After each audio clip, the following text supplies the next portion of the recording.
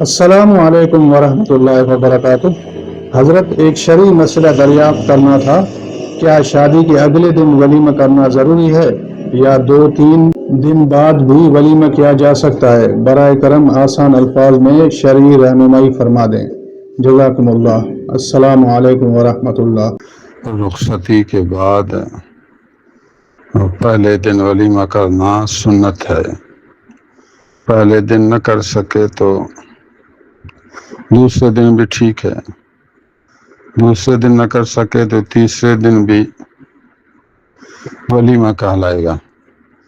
ولیمہ سنت ہے لیکن پہلے دن اولا ہے، بہتر۔ دوسرے دن بھی جائز، تیسرے دن بھی جائز ہے، ولیمہ کہلائے گا۔ 3 دن کے بعد ولیمہ نہیں کہلائے گا، صرف دعوت کہلائے گی۔